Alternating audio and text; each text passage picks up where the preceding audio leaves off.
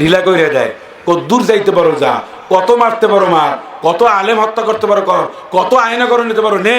আল্লাহ পাক বলেন নেতে নেতে নেতে শেষ পর্যন্ত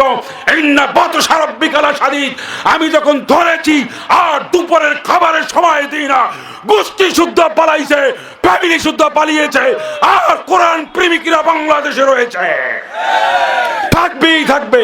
কোরআনের সাথে যারা থাকবে তারা কিয়ামত পর্যন্ত এই খানজাহান আলী এই দেশে তারা মাথা উঁচু করে থাকবেই থাকবে, ঠিক কিনা বলুন? সেজন্য আল্লাহ সাল্লাল্লাহু আলাইহি ওয়াসাল্লাম আমি আপনাদের সামনে খেদমতে পেশ করেছিলাম যে আল্লাহ পাক আমাদের যে নাজ নেয়ামত দিয়েছেন, আল্লাহ আমাদের চোখ দিয়েছেন, হাত দিয়েছেন, মুখ দিয়েছেন, পা দিয়েছেন, সংসার দিয়েছেন, বিবি বাল বাচ্চা দিয়েছেন, ব্যবসা বাণিজ্য দিয়েছেন, চাকরি বাকরি দিয়েছেন, সৌন্দর্য দিয়েছেন, সব কিছু দিয়েছেন।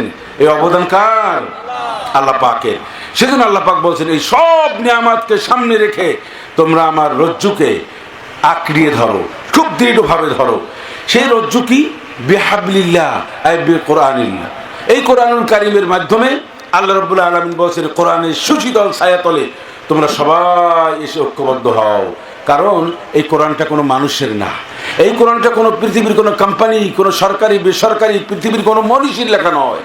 এই কোরআনুল কারীম হচ্ছে আল্লাহ পাকের দেওয়া অমীয় বাণী, যা মুসলমানদের উপরে সবচেয়ে বড় নিয়ামত। বলুন সুবহানাল্লাহ। অতএব আমরা যদি ঐক্যবদ্ধ না থাকি, এক পথে এক মতে যদি আমরা না থাকি, দুনিয়ার কোনো লোভ লালসায়, কোনো পদ পদবি, কোনো ধরনের কোনো সুযোগ সুবিধার কারণে দুনিয়ার বিভিন্নভাবে আমরা বিভিন্ন পথে চলি, যদি ইসলামের পথে না আসি, ইসলামী আন্দোলনের পথে না আসি, ইসলামের পথে যদি আমরা সকলে না থাকি, তাহলে বিশ্ব জুড়ে ইহুদি, নাসারা, খ্রিস্টান এবং ইসলাম বিদ্বেষী শক্তিরা আমাদেরকে নানানভাবে হয়রানি করবে, আমাদেরকে নানানভাবে ক্ষতিগ্রস্ত করবে। আমার ভাইরা দেশ বিদেশে বিশ্বের যে যেখানে থাকুক না কেন, ইহুদিরা সেখানে গিয়ে সবল মারবে। সব মানুষ যদি একত্রিত হতে পারি, তাহলে পৃথিবীতে কেউ আমাদেরকে কিছু করতে পারবে না ইনশাআল্লাহ। আমি আলোচনা করেছিলাম যে আল্লাহ রাব্বুল আলামিন এই পৃথিবীতে মানুষেরা সবাই বেচা কিনা হয়ে গেছে, আর এরই মধ্যে আমরাও বেচে দিয়েছি। কি বেচলাম আর কি পাইলাম, কিসের বিনিময়ে আমরা কি দিলাম, সেই কথা আল্লাহ রাব্বুল আলামিন বলেছেন। কোথায় বলেন? কোথায়? সূরা তাওবা আয়াত নাম্বার 111। কে বলেছেন 111? আলহামদুলিল্লাহ। এই যে বাগেরহাটের মানুষের মেধা ভালো, বাগেরহাটের মানুষের মেধা ভালো, বাগেরহাটের মানুষ অনেক কিছু মনে রাখতে পারে। মাশাআল্লাহ, মা তৌফিক ইল্লা বিল্লাহ। আল্লাহ রাব্বুল আলামিন বলছেন ইন্নাল্লাহা ইশতারা মিনাল মুমিনিন, আমি মুমিনদের কাছ থেকে ক্রয় করে নিয়েছি। ইন্নাল্লাহা ইশতারা মিনাল মুমিনিনা আনফুসাহুম, আমি মুমিনদের জীবনগুলি আমি কিনে নিয়েছি। খুব ভালো করে বুঝবেন, কথা শুনতে শোনা যায় খুব সহজ, কিন্তু ঘটনা যে ঘটে গেছেন, আল্লাহ পাক যে আমাদেরকে কি দিলেন আর আমরা কি দিলাম, এই যে বিরাট একটা ঘটনা ঘটে গেল, এটা আমরা টের পাই না। টের পাবো কেন? টের আমরা পাচ্ছি না কারণ আমরা হিসাব করি না, আমরা চিন্তা করি না, আমরা খালি শুধুমাত্র খাই, বাজারঘাট করি, আর সময় পাইলে মানুষের গীবত চর্চা করি, ঠিক আছে? কিন্তু আমরা কখনোই চিন্তা করি না আমার জীবন নিয়ে, আপনার জীবন নিয়ে, আপনার জীবনটা কে দিল, আপনার হায়াতটা কে দিল, এইটা চিন্তা করার সময় আমাদের নাই। এই চিন্তা করার সময় নাই। মূল হচ্ছে আপনার আমার জীবনটা কে দিল, কেন দিল, কিভাবে দিল, এইটা সবার আগে বোঝা উচিত। আল্লাহ রাব্বুল আলামিন বলেন মুমিনদের জীবন আমি ক্রয় করে নিয়েছি। কি ক্রয় করে নিয়েছি? মুমিনদের। ইন্নাল্লাহা ইশতারা মিনাল মুমিনিনা আনফুসাহুম, আমার আল্লাহ বলেন তাম পৃথিবীর মুমিনদের জীবনটা আমি কিনে নিয়েছি, তাদেরটা আমি ক্রয় করে নিয়েছি। মুমিনদের জীবন আমাকে বেচে দিয়েছে, আমার কাছে বিক্রি করে দিয়েছে, আর আমি কিনে নিয়েছি। আর একটা হচ্ছে ওয়া মুআলাহুম, তার সম্পদ, তার জীবন আর তার সম্পদ যা কিছু আছে সব আমি তার কাছ থেকে ক্রয় নিয়েছি। এখন বলেন জীবন কে দিয়েছে? কে দিয়েছে? একটু জোরে বলেন, জীবন কে দিয়েছে? হুয়াল হাইয়ুল কাইয়ুম হুয়াল্লাযী ইউহয়ী ওয়া ইউমীত। জীবন যিনি দেন, মৃত্যু আবার তার, মৃত্যু আবার তিনি দেবেন। সুতরাং জীবন আমাদেরকে দিয়েছেন আল্লাহ রাব্বুল আলামিন, আর আমাদের যে সম্পদ, এই সম্পদ দিয়েছেন কে? আল্লাহ রাব্বুল আলামিন। সম্পদ যদি আল্লাহ পাক কাউকে না দেন, কত মানুষ আছে সারা জীবন কত কষ্ট করছে কিন্তু 500 টাকার মালিক হইতে পারে না, 50,000 টাকার মালিক হইতে পারে না, এরকম আছে না? আছে না? তাহলে এই যে তো সম্পদ আল্লাহ আপনাকে আমাকে দিয়েছেন, একটা বাড়ি দিয়েছেন, একটা পানির বরজ করার জন্য দিয়েছেন, একটা পুকুর কাটার জন্য দিয়েছেন, একটা বাজার ঘাট করার, এই যে সম্পদ দিয়েছেন, এই সম্পদ আল্লাহ, এই সম্পদ কে দিয়েছেন? আল্লাহ রাব্বুল আলামিন দিয়েছেন। জীবনও দিয়েছেন তিনি, সম্পদও দিলেন তিনি। এই দুইটা জিনিস দেওয়া কার? আমার এখানে কৃতিত্ব আছে? আপনার কোনো এখানে কৃতিত্ব আছে? আপনার কোনো এখানে কোনো ক্ষমতা আছে? নাই। দুইটা জিনিস আল্লাহ দিয়েছেন, দয়া করেছেন আমাদের উপরে, আল্লাহ মেহেরবানি করেছেন, আপনাকে আমাকে জীবন দিয়েছেন। হতেও তো পারতো যে এইখানে যত মানুষ আছেন, এই মানুষগুলি অন্তত 10 বছর 20 বছর আগে মানুষগুলি দুনিয়ার থেকে, এখান থেকে কিছু না কিছু লোক বিদায় হইতে পারতো না? পারতো কিনা? আপনারাই বলেন, এইখানে যত মানুষ আছেন আপনারা, এখানে এমন কোনো মানুষ নাই যে আপনাদের বয়সের দিক দিয়ে কম, পরিচিত জন, আপনজন, আত্মীয় স্বজন, বন্ধু বান্ধব, পাড়া প্রতিবেশী একজনও মারা যায় নাই, এরকম একটা লোকও আমার মনে হয় এখানে নাই। আপনি খুব চিন্তা করে দেখেন, আপনার চেয়ে বয়সে কম, হয় আপনার ক্লাসমেট, হয় আপনার বন্ধু বান্ধব, না হয় আপনার পরিচিত জন, না হয় আপনার আত্মীয় স্বজন, কেউ না কেউ, যত মানুষ এখানে বসা আছেন প্রত্যেকটা মানুষ বলেন আপনার চেয়ে কম বয়সী লোক মারা গেছে। হয় আপনি জানাজার পড়েছেন, না শুনেছেন, না হয় আপনি দেখেছেন, এরকম প্রত্যেকটা মানুষের কাছে ইতিহাস আছে না? আছে। তাহলে আপনি বলেন, আপনি যখন শুনেছেন আপনার চেয়ে বয়স একটু কম একটা লোক মারা গেছে কোনো না কোনো ভাবে, তখন কি আপনি একবারও চিন্তা করেছেন যে ওই লোকটার নিউজ না শুনে যদি আমার এই নিউজটা মানুষ শুনতো তাহলে কি হতো? আপনার আজকের বয়স 70 বছর 60 বছর, কিন্তু বিশ্বাস করুন আপনার মৃত্যুবার্ষিকী যদি আজকের 20 বছর হতো, 10 বছর আগে যদি আপনি মৃত্যুবরণ করতেন তাহলে কি হতো? আল্লাহ বাঁচিয়ে রেখেছেন। কে বাঁচিয়ে রেখেছেন? আলহামদুলিল্লাহ বলেন। সুতরাং এই জীবন আর মরণ কে দিলেন? জীবন আর সম্পদ কে দিলেন? আল্লাহ পাক।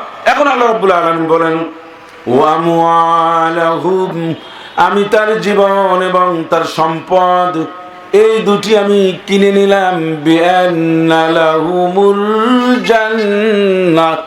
সুবহানাল্লাহ। আমি জান্নাতের বিনিময়, জান্নাতের বিনিময় আমি নিছি তার জীবন আর সম্পদ, আর এর বিনিময়ে দিয়েছি আমি জান্নাত। বলুন সুবহানাল্লাহ। খুশি না বেজার? খুশি না বেজার? বিছানার লোকেরা কি খুশি না বেজার? আল্লাহ রাব্বুল আলামিন যদি আমাদের জীবনের বিনিময়, সম্পদের বিনিময় জান্নাত দেন, তাহলে আমরা কি খুশি না? অবশ্যই খুশি। বরং আল্লাহর কাছে দোয়া করতে হবে, আল্লাহ তাআলা জান একবার না, যতবার খুশি হয় ততবার, আর আমার সব সম্পদ এসব কিছুর বিনিময়ের জন্য আল্লাহ তুমি আমার জান্নাতটা কনফার্ম করে দাও। বলে আল্লাহুম্মা আমিন। চিৎকার মারে বলে আল্লাহুম্মা আমিন। আল্লাহ রাব্বুল আলামিন বলেন, হে পৃথিবীর মুসলমানেরা, আমি তোমাদের কাছ থেকে তোমাদের জীবনটা আর তোমাদের সম্পদ দুটা জিনিস আমি কিনে নিলাম, দিয়েছি জান্নাত। এখন আসুন, একটা জিনিস ক্রয় বিক্রয় হয়ে যাওয়ার পরে এখন তো জান্নাতের মালিক, আর আমার জীবন আর আমার সম্পদ এটারও তো মালিক এখন আমি। এটা তো আল্লাহ নেয় না, এটা তো আল্লাহ নেন না। এখন আমি জীবনটা বেঁচে আছি আর সম্পদও আমার আছে, তাহলে কি হইল? বেচা বিক্রি কি বাকি? না, বাকি না। বেচা বিক্রি নগদ হয়ে গেছে, বেচা বিক্রি নগদ হয়ে গেছে। আল্লাহ অত্যন্ত দয়া করে বলেছেন যে ঠিক আছে, জানটা আমার আমি পাইলাম বুঝা, এটা তুমি উপভোগ করো। সম্পদ আল্লাহ তো কোনো কিছুর দরকার হয় না, সবকিছুর মালিকই তো আল্লাহ পাক। সবকিছুর মালিক কে? লিল্লাহি মুলকুস সামাওয়াতি ওয়াল আরদ, আল্লাহু আলা কুল্লি শাইইন কাদির। আকাশ আর জমিনের যা কিছু আছে সবকিছুর মালিক কে? আর তিনি হচ্ছেন নিরঙ্কুশ ক্ষমতার মালিক। সুবহানাল্লাহ। এখন আল্লাহ পাক বলেন আমি সম্পদ আমি নিছি ঠিকই, কিন্তু তোমারে দিয়ে দিচ্ছি, আমি তোমাকেই দিচ্ছি, তুমি উপভোগ করো, তুমি জীবনটাও উপভোগ করো, কিন্তু জান্নাতটা আমি তোমার জন্য প্রস্তুত করে রেখেছি। উইদ্দাত লিল মুত্তাকিন, আমি মুত্তাকিনদের জন্য আমি জান্নাত রেডি করে রেখে দিয়েছি। সুবহানাল্লাহ বলেন। একটু সূক্ষ্ম সূক্ষ্ম দুইটা কথা শুনে যাবেন, যদি শুনে আমল করতে পারেন তাফসীর মাহফিল সার্থক হবে। আজকের পাঁচজন যদি আপনি শুধরান 5টা বিষয়ের উপরে, আগামীকাল মাহফিলে 5টা বিষয়ের উপর 5জন শুধরাবেন। এরকম শুধরাতেই তো সমাজ বদলায়, এতেই তো সমাজ শুধরায়। এইখানে সব মানুষ কালকের থেকে আব্দুল কাদের জিলানী হয়ে যাবেন, বিষয়টা এমন না। আপনি একটা কথা শুনে আরেকজনকে শোনাবেন, আরেকজন আরেকটা কথা শুনে ইসলামের আরেকটা কথা শোনাবেন। এইটাই তো ইসলামের নিয়ম। বিশ্বনবী মুহাম্মদুর রাসূল, সকলে বলুন সাল্লাল্লাহু আলাইহি ওয়াসাল্লাম, তিনি বিদায় হজের সময় কি বললেন? বাল্লিগু আন্নি ওয়ালাউ আয়া, ও আমার উম্মতেরা, একটা কথা যদি তোমরা আমার কাছ থেকে শোনো, একটা বাণী, একটা হাদিস যদি তোমরা আমার কাছ থেকে শোনো, তোমরা যদি শুনতে পাও, তাহলে সেই কথাটা, সেই বাণীটা অন্যের কাছে পৌঁছিয়ে দেওয়ার দায়িত্ব আমি তোমাদের উপর অর্পণ করে গেলাম। এই দায়িত্ব আপনার আমার উপরে, কিয়ামত পর্যন্ত নবীর উম্মতের উপর দায়িত্ব। একটা হাদিস শুনলে সেই হাদিসটা অন্য মানুষের কাছে পৌঁছে দেওয়া জরুরি। সুতরাং আল্লাহ রাব্বুল আলামিন বলেন, জানটা আমি নিয়েছি, বুঝে পাইছি, তুমি এটা উপভোগ করো। শর্ত হলো এই জীবনে তুমি হারামি, ঘুষ, মানব রচিত মতবাদের উপরে তুমি জিন্দাবাদ দিতে পারবা না। আল্লাহু ইয়াকদি বিল হক ওয়াল্লাযীনা ইয়াদউনা মিন দুনিহি লা ইয়াকদুনা বিশাই। আল্লাহর চূড়ান্ত ফয়সালা, যে আল্লাহর বিধান ছাড়া, এই কোরআনের কথা শোনা ছাড়া, এই কোরআন থেকে কোরআনের বাইরে চলার কোনো এখতিয়ার, সুযোগ, যে মুসলমান কলেমা পড়েছে সেই মানুষটার কোনো সুযোগ নাই। এই কথা বুঝাইতে পারলাম না। এই কথা যত 17 বছর বুঝে রাজাকার তকমা লাগাইছি। যারা বেশি বুঝাইছে তারা জেল ফাঁসি হয়েছে, এর চেয়ে যারা একটু বেশি বুঝিয়েছে তারা দেশান্তর হয়েছে, যারা টেরোরিস্ট হয়েছে, যারা নানান ধরনের অপবাদের শিকার হয়েছে, যারা এই কোরআন নিয়ে কাজ করেছে, কোরআন নিয়ে যারা কথা বলেছে। কিন্তু তাই বলে থেমে থাকলে হবে না, এই কোরআনের কাছে আসতে হবে। এই কোরআন আপনাকে হাতছানি দিয়ে ডাকে। এই কোরআন বলেছে, হে পৃথিবীর মানুষ, তুমি আমার সংস্পর্শে আসো।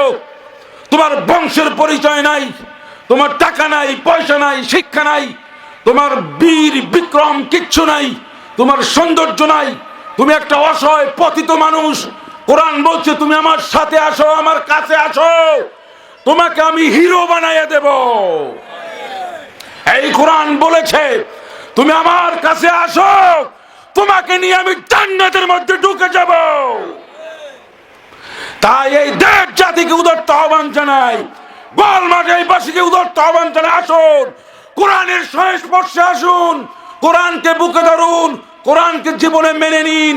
কোরআন যা বলে তা জীবনে মেনে কোরআনকে নিয়ে জান্নাতের মধ্যে প্রবেশ করুন। এর বিকল্প কোনো রাস্তা নাই দুনিয়ায়, বিকল্প কোনো রাস্তা নাই। যত পথ আর যত চটকদায়ক, যত পথের কথা, মতের কথা, যত দলের কথা বলুক না কেন, সেই সমস্ত সব কিছুর ঊর্ধ্বে আল কোরআনের পথ, এই পথই হচ্ছে শ্রেষ্ঠতম পথ। বলুন, আল কোরআনের পথ, এই পথই হচ্ছে শ্রেষ্ঠতম পথ। আলহামদুলিল্লাহ বলুন। কারণ হচ্ছে কোরআনটা কারো দলের না, কারণটা তাকে এই কোরআনটা কোনো গোত্রের না, কোনো সম্প্রদায়ের না। এই কোরআন কারীম কি? আল্লাহর বাণী। তানজিলুম মির রাব্বিল আলামিন। আল্লাহ পাক বলেন এই কোরআনুল কারীম আমার পক্ষ থেকে এসেছে, এটা আল্লাহ পাকের কথা। কোরআনুম মাজিদ বালুম ফি লাওহিল মাহফুজ।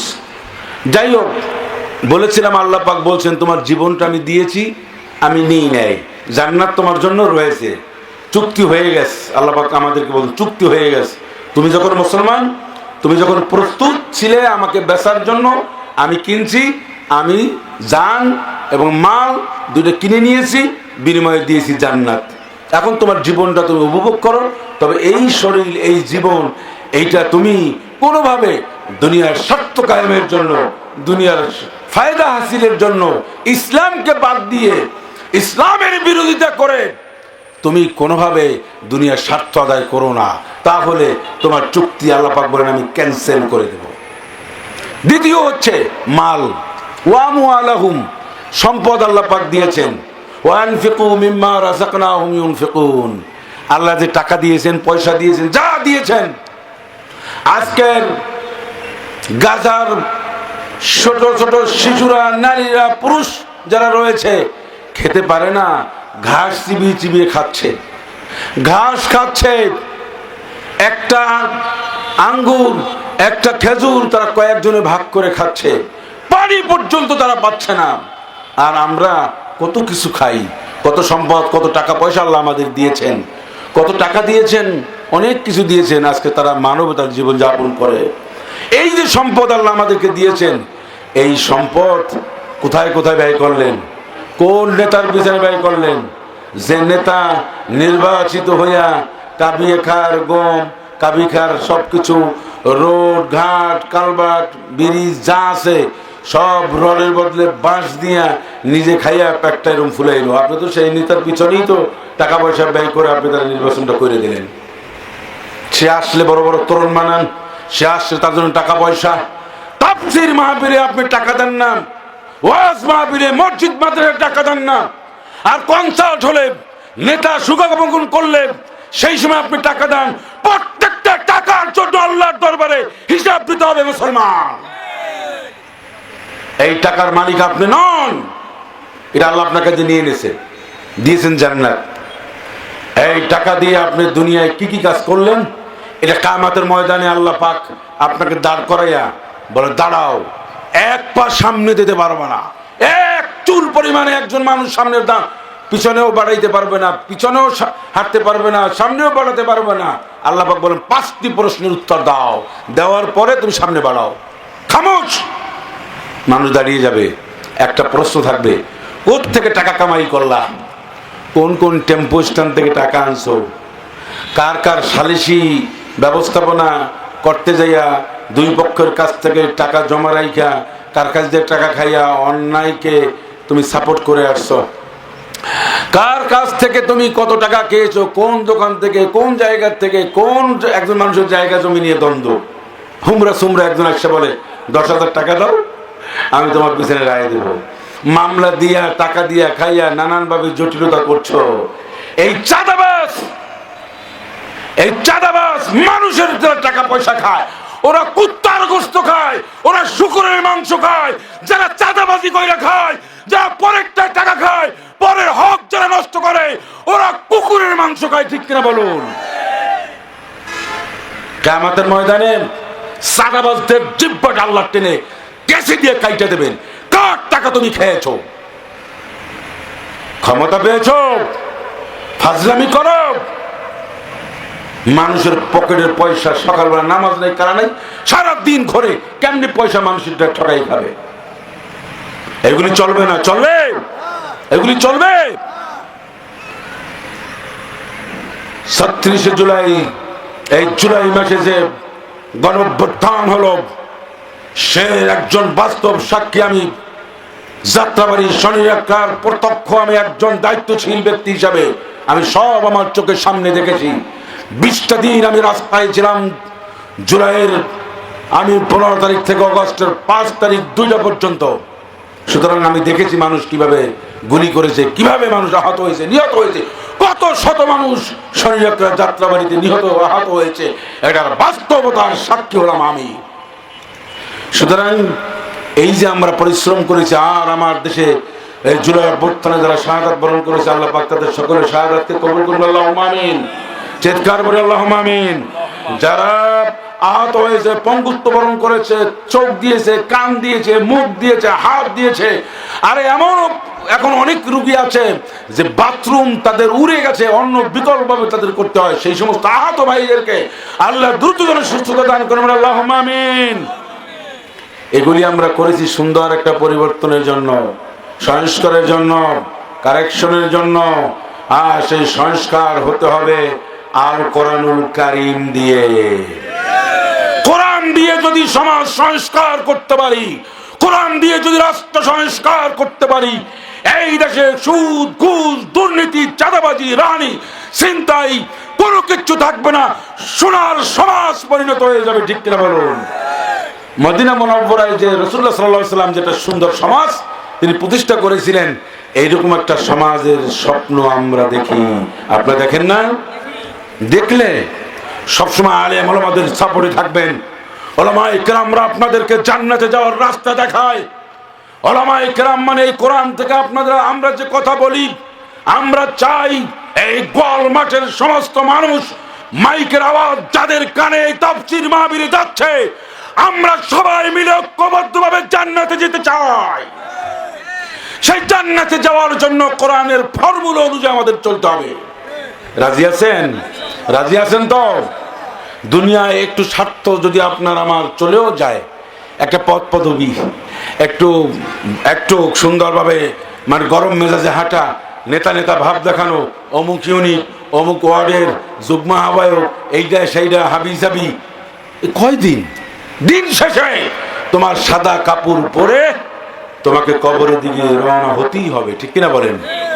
সুতরাং আমরা পরকালীন একটা সুখ শান্তি, আখিরাতের সুখ শান্তি, সমৃদ্ধি, সফলতা সুনিশ্চিত করতে চাই এই তাফসীর মাহফিলের মাধ্যমে, ইনশাআল্লাহ বলুন। সেজন্য আগামীকাল এবং আরো পরে 2 দিন যত মাহফিল এখানে হবে, সবাইকে আওয়াজ পৌঁছে দেবেন যে মাইকের আওয়াজে যত মাহফিল আমরা শুনি, তার চেয়ে এই ময়দানে সশরীরে এসে তাফসীর মাহফিল শুনলে সব বেশি হবে না কম হবে? আমরা এখানে বসে নিয়ে সবাইকে নিয়ে দোয়া করব। তো আল্লাহ রাব্বুল আলামিন বলছেন, বান্দা তোমাকে যে আমি সম্পদ দিয়েছি, আল্লাযী জামা মালাহু ওয়া আদ্দাদা ইয়াহসাবু আন্না মালাহু আখলাদা, তুমি খালি সম্পদ গণনা করো, জমা করো আর গণনা করো আর ধারণা করো যে এই সম্পদ আমারে বাঁচাবে। এই সম্পদ বাঁচাইতে পারবে? আপনারা জানেন না, এই করোনার থেকে শুরু করে পর্যন্ত অনিলিবিনের ইতিহাস আমি তো ঢাকায় একেবারে ছোট্টবেলা থেকে, অনিলিবিনের সময় আমি দেখেছি হাজার হাজার কোটি টাকার মালিক এই আর্মিদের পান ডান্ডার বাড়িতে সোজা হয়ে গেছে। আরে কত মানুষ জেলে গেছে। এই যে এখনো বাংলাদেশের সবচেয়ে বড় ধনী 2 থেকে 3 জন, একজন দেশ ছাড়া আর একজন ভিতরে, সব জেলের মধ্যে হ্যান্ডকাপ লাগাই হাঁটতে। কে বাঁচায় তোমাকে? টাকা পয়সা কি মানুষকে বাঁচাইতে পারে? টাকা পয়সা কি মানুষকে সম্মান এনে দিতে পারে? সম্মান দেওয়ার মালিক কে? আর আওয়াজ দিয়ে বলুন, সম্মান ইজ্জতের মালিক কে? আল্লাহ রাব্বুল আলামিন। টাকা পয়সা, সম্মান, ক্ষমতা এটা সম্ভব না।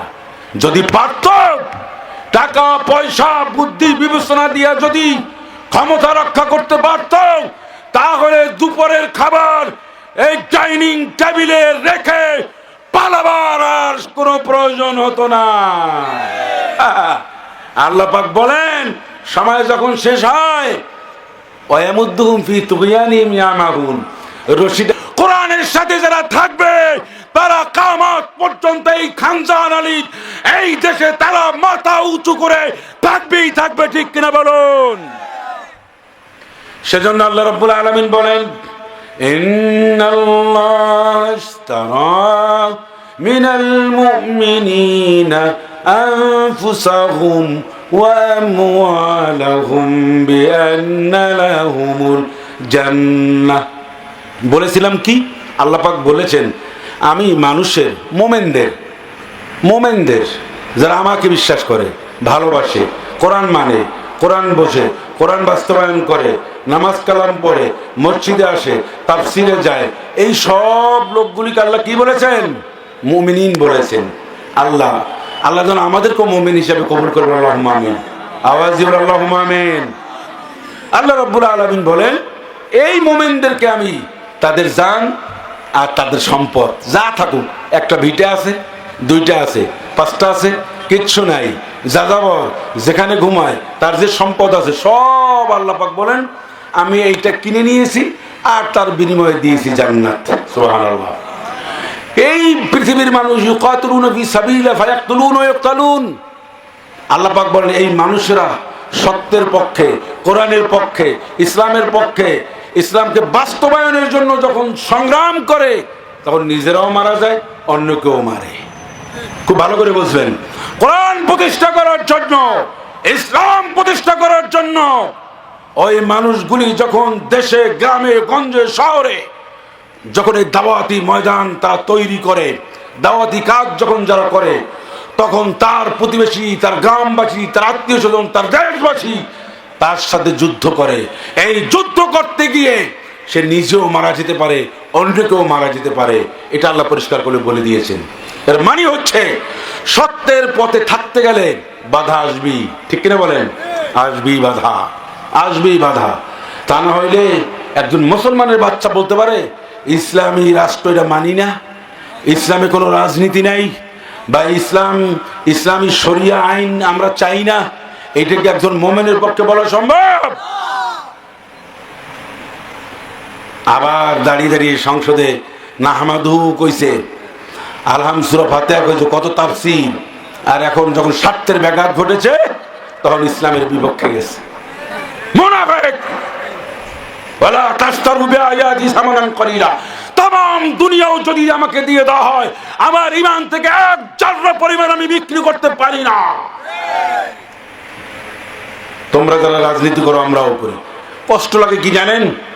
কষ্ট লাগে যে সমস্ত মানুষের কথা শুনি, তাদের যে আল্লাহ শিক্ষা দীক্ষা দেশ বিদেশ অনেক কিছু করাইছে, কিন্তু তারা একটু পদ পদবি পাইয়া কিভাবে ইসলামের বিরুদ্ধে হুঙ্কার দেয় বুঝে আসে না, বুঝে আসে না। আল্লাহর ভয় নাই, নবীর মহব্বত তাদের মধ্যে নাই। আল্লাহ রাব্বুল আলামিন বলেন, ফাস্তাবশিরু বিবাইকুমুল্লাযী বায়াতুম বিহ। ভালো করে একটু কথাটা শুনুন। আল্লাহ পাক বলেন, আমি যে বেচাকিনাটা তোমার জন্য করলাম, এই বেচাকিনার হাট কোথায়? কোথায় বেচলাম আমি? কিনলে কোথায়? কে কিনলো? কে বেচলো? আল্লাহ পাক বলেন, এটা হচ্ছে একটি ইসলাম প্রতিষ্ঠার মাঠে। ইসলাম প্রতিষ্ঠা যখন হয় সেই যে ময়দান, এটাকে বলা হয় সে হাট। ইসলাম প্রতিষ্ঠার হাটে আল্লাহ পাক বলেন, এটা আমি ক্রয় বিক্রয় করে নিয়েছি। আল্লাহ বলেন, তুমি এই বেচা কিনা কইরা কি তুমি আনন্দ না? আল্লাহ নিজেই বলেছেন, ফাস্তাবশিরু বিবাইকুমুল্লাযী বায়াতুম বিহ। তুমি, আমি যে কিনলাম আর তুমি যে বেচলা, এর থেকে তুমি আনন্দিত কিনা বলো? হ্যান্ডশেক করে কত বুক মিলায়। আর ওই সমস্ত মানুষের ঢাকায় যারা ছিল, যারা গেছেন দেখছেন, গেটের মধ্যেও ঢুকতে পারেন নাই, গেটের মধ্যে ঢোকা যায় না। আর কত ধরনের কত প্রতিশ্রুতি এখন দিবে, স্কুল কলেজ বাথরুম হুমরা চুমরা যা আছে সব তৈরি করে দেবে। আল্লাহ রাব্বুল আলামিন বলেন, ইয়া আইয়ুহান নাস ইন্না ওয়াদাল্লাহি হাক্কান ফালা তাগুররান্নাকুমুল হায়াতুদ দুনিয়া ওয়ালা ইয়াগুররান্নাকুম বিল্লাহিল গরুর। হে পৃথিবীর মানুষ শোনো, তোমার আল্লাহ যে সমস্ত ওয়াদা দিয়েছেন, একটা ওয়াদা ওই দিক সেদিক হয় না। তোমার আল্লাহর ওয়াদা এতটাই সত্য, আকাশ জমিন তোমার দুই চোখ থেকে যা দেখো তার চেয়ে তোমার রবের ওয়াদা সত্য। এটা কোনোভাবে হেরফের হওয়ার কোনো সুযোগ নাই। আল্লাহ রাব্বুল আলামিন বলেন, ওয়াযালিকা হুয়াল ফাউজুল আযীম। যাদের কাছ থেকে আমি জান মাল জান্নাত দিয়ে নিয়েছি, এটা একটা বিরাট সফলতার কাজ। বিরাট সফল হয়েছে তারা কারা? যারা জীবন দিয়েছে, জান্নাত নিয়েছে, জান দিয়ে মাল দিয়েছে, জান্নাত নিয়েছে। আল্লাহ রাব্বুল আলামিন বলেন, এদের যে সফলতা পৃথিবীতে আর কিছু হতে পারে না। এটাই হচ্ছে জীবনের বড় সফলতা।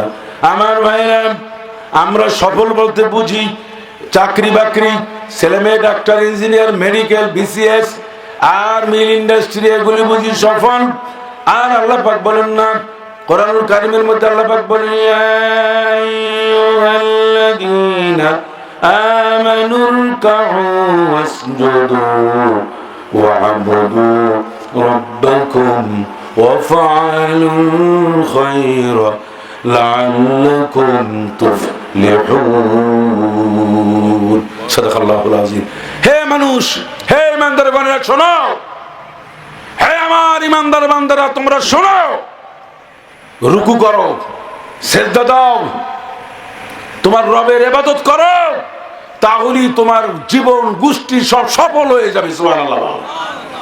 এর মানে হচ্ছে, ভালো করে বুঝুন, সফলতা হচ্ছে রুকুর মধ্যে, ওয়ারকাউ মা'র রাকিঈন, রুকুর মধ্যে সফলতা। সফলতা সেজদার মধ্যে। কিসের মধ্যে বলেন? সেজদার মধ্যে সফলতা।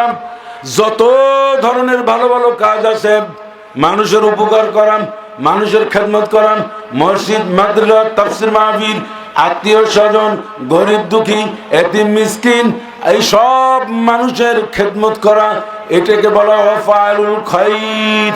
ভালো ভালো কাজ করো। আল্লাহ রাব্বুল আলামিন বলেন, এই কাজগুলি যদি তোমার জীবনের রুটিন হিসেবে মেনে নিতে পারো, তাহলেই তোমার জীবন দুনিয়া এবং আখিরাতে সফল হয়ে যাবে। বলেন সুবহানাল্লাহ। সফল যদি তুমি দুনিয়ায় হতে চাও, সফল যদি তুমি আখিরাতে হতে চাও, তাহলে তুমি ভালো ভালো কাজ করো। আপনার ভালো কাজ করতে রাজি তো? এই ভালো কাজের মধ্যে মাহফিলে আসা একটা ভালো কাজ করছেন না? এইখানে যে আসছেন, বিরিয়ানির কথা শুনে আসছেন? কেউ বিরিয়ানি দেবে এই কথা শুনে আসছেন? আসেন না। যারা আসছেন, সলিড মানুষ এসেছেন।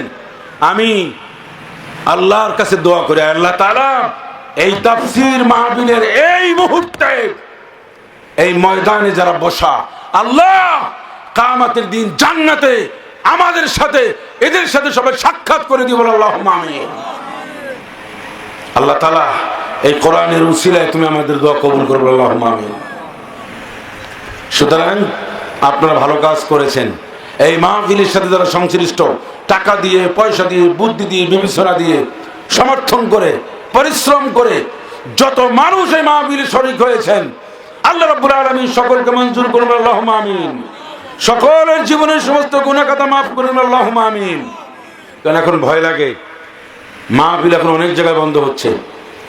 আগে ছিল ওই সভাপতি বানাইতে হবে, হ্যাগো বানাইলে দল, হ্যাগো সভাপতি না বানাইলে মাহফিল চলে না। এর দেখা দেখি এর সিলসিলায় এখনো কিছু কিছু মানুষ শুরু করেছে, বিভিন্ন জায়গায় আমরা শুনতে পাই। আমি বাংলাদেশ ইমাম সমিতির সভাপতি, কেন্দ্রীয় বাংলাদেশ ইমাম সমিতির কেন্দ্রীয় সভাপতি, সেই হিসাবে করা বাংলাদেশের একটা খোঁজ খবর আমার থাকে। বহু জায়গায় মাহফিল বন্ধ করে দেওয়া হয়, অমুকরে না রাখলে, অমুকের চিফ গেস্ট না বানাইলে। আরে মিয়া, মাহফিলে চিফ গেস্ট থাকবে কোন আলেম? আজাদি সাহেব থাকবে। তুমি একটা দাড়ি কামান না, যত বড় হুমরা সুমরা এমপি প্রার্থী হও, তুমি মাহফিল সভাপতি কেমনে হও? এই সমস্ত ফাজলামতি চলবে না। মসজিদের সভাপতি, সেক্রেটারি, নামাজি, কালামি ব্যক্তি হবে, পরেশগার মানুষ হবে, হ্যাঁ, আলেম হবে না। তার পদ পদবি, তার কি, এই দেখে তার মসজিদের সভাপতি, সেক্রেটারি বানাও, ঘাট ধরে বাড়ি করে দেবেন। আমি বাংলাদেশ ইমাম সমিতির সমস্ত ইমামদেরকে বলেছি, কোন মসজিদে আলেম, পরেশগার, দিনদার, মুত্তাকি, পাঁচ ওয়াক্ত নামাজি যারা মসজিদের সভাপতি, সেক্রেটারি, ক্যাশিয়ার হতে পারবে না। ওই দিন শেষ, ওই দিন শেষ। বহুত জ্বালাইছো। আল্লাহ আমাদেরকে কোরআনের জন্য কবুল করুন। আল্লাহুম্মা আমিন। যতদিন বেঁচে থাকবো, কির সাথে থাকবো? কোরআনের সাথে থাকবো।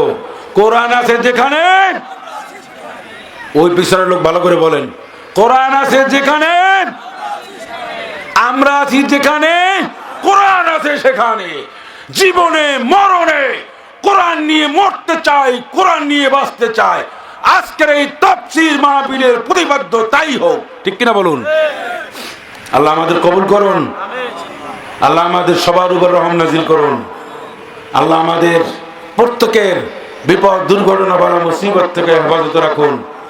আর একটা দোয়া করেন আপনারা সবাই, সে দোয়াটা হলো, আয় আল্লাহ তাআলা, আমরা যেন দেখতে পারি এই কোরআন দিয়ে মানুষ চলে, এই কোরআন দিয়ে অফিস চলে, কোরআন দিয়ে আদালত চলে, কোরআন দিয়ে ব্যাংক, বিমা, অফিস, আদালত, সরকারি, বেসরকারি, কোর্ট, কাছারি, সব যেন এই কোরআন দিয়ে চলে।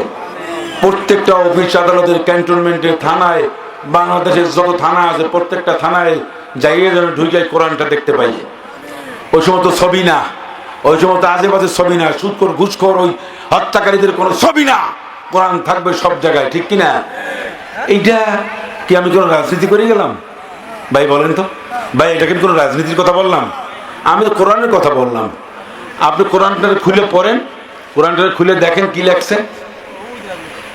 দুর্ভাগ্য, এই ব্রিটিশরাই চাল দিয়ে গেছে, কোরআন আমাকে পড়তে কইছে, কোরআন আমাকে অর্থ পড়তে নিষেধ করে গেছে। সেজন্য রমজানে আপনারা 2 খতম 3 খতম 1 খতম সবাই দিয়েছেন, আপনি না দিলে আপনার বউ দিচ্ছে, আপনার ছেলে মেয়ে দিচ্ছে, আপনার পুত্রবধূ দিচ্ছে, আপনার মাইয়ে দিচ্ছে। তারপরে আজাদি সাহেবের কাছে আমজাদি সাহেবের কাছে গিয়ে বলছেন আমার 3 খতম, আপনার 5 খতম 6 খতম, 50 টাকা নেন। গ্রামে তো 50 টাকা দেয়, 100 টাকা দেয়, ঢাকা শহরে 2-3 হাজার টাকা দেয়। এই নেন, এটা একটা বক্সাই করে দিন। কিসের বক্সাই, কিসের 6 খতম 7 খতম 10 খতম? তুমি 5 পারা পড়ো, শেষের সুরাকাটা বঙ্গানুবাদের সাথে পড়ো, 10 পারা পড়ো অনুবাদের সাথে, ব্যাখ্যার সাথে। 20 খতম জীবনে কোরআন শরীফ পড়া শুধু সব হাসিল করলে হবে না, জীবনটা পরিবর্তন করতে হবে। জীবনের মধ্যে অনেক জীবাণু রয়েছে, এই জীবাণু দূর করতে হবে কোরআন দিয়ে। সমাজের মধ্যে যেমন কালপিট রয়েছে, সন্ত্রাস রয়েছে, সাদাবাজ রয়েছে, এই ডেভিল হান্ট, শয়তান খুঁজলো না সেনাবাহিনী, এই যে শয়তান, এই শয়তান খোঁজার জন্য কোরআনের থিওরি এইটা অবলম্বন করতে হবে। এই ডেভিল হান্ট মানে শয়তান খুঁজা শেষ করে এই কোরআন বসাইতে হবে। আপনারা বিশ্বাস করুন গলমাঠবাসী, আপনারা বিশ্বাস করুন, এটা কোনো রাজনৈতিক বক্তব্য নয়, এই বক্তব্যই হচ্ছে আসল বক্তব্য আমার আল্লাহ দিয়েছেন। এই বক্তব্য না বোঝার কারণে 3 চিল্লা 5 চিল্লায় যাই, আইসা জমির আইল ঠেলি। এইটা না বোঝার কারণেই তো আত্মীয় স্বজন ভাই বোনদের হক বুঝাই দিই না। এইটা না বোঝার কারণেই তো দোকান থেকে বাকি খাইয়া মোবাইলটা দিয়ে আলাদা টাকাই থেকে হাইটে যায়। এই সমস্ত কারণে কোরআন যদি বুঝতাম তাহলে এই অপকর্ম, এই সমস্ত নোংরা কাজ সমাজের মানুষ কেউ করতো না। আল্লাহকে ভয় করুন, রাসূল মাকবুল সাল্লাল্লাহু আলাইহি ওয়াসাল্লামের সুন্নাহ অনুসরণ করুন, নবীর সুন্নাহ আঁকড়িয়ে ধরুন, কোরআনের পথে আঁকড়িয়ে থাকুন। ইহদিনাস সিরাতাল মুস্তাকিম, ইহদিনাস সিরাতাল মুস্তাকিম। আল্লাহ তাআলা ইসলামের পথে যতদিন বেঁচে থাকবো, ইসলামের পথে যেন আমরা ইস্তেকামতের সাথে সুদৃঢ়ভাবে মজবুতের সাথে থাকতে পারি, আল্লাহ তৌফিক দান করুন, আমিন। আপনারা আমার জন্য দোয়া করবেন, আপনাদের জন্য দোয়া করি। আল্লাহ আমাকে হেদায়েত দান করুন, আপনাদেরকে হেদায়েত দান করুন। এখন অনেকে চিন্তা করতে পারেন, একটা বড় একটা কথা, হেদায়েতের দোয়া করে গেছে। সবচেয়ে দোয়ার মধ্যে হেদায়েতের দোয়া বড় দোয়া। রাসূলুল্লাহ সাল্লাল্লাহু আলাইহি সাল্লাম বলেছেন, মানুষকে হেদায়েতের দোয়া চাইতেন, মানুষরা যখন তার কাছে দোয়া চাইতেন তিনি হেদায়েতের দোয়া করতেন। সেজন্য নবীজি দোয়া করতেন, আল্লাহুম্মা হাদিনি ইলা সিরাতিল মুস্তাকিম, আল্লাহুম্মা ইন্নী আসআলুকাল হুদা ওয়াত তুকা ওয়াল আফাফ ওয়াল গিনা। সুতরাং আমরা আমাদের হেদায়েত দান করুন, আল্লাহ আপনাদের ভালো রাখুন, আল্লাহ আপনাদের সুস্থ রাখুন, আল্লাহ আপনাদের পরিপূর্ণভাবে এই কোরআনে সহি শুদ্ধভাবে চলার তৌফিক ইনায়েত করুন, আমিন। আসসালামু আলাইকুম ওয়া রাহমাতুল্লাহি ওয়া বারাকাতুহু। দোয়া টবি করতে হবে, দোয়া করতে একদম সব বক্তব্য সব আপনি কই গেলেন, তুমি বক্তব্য দেন সভাপতি আরো 20 মিনিট সরকার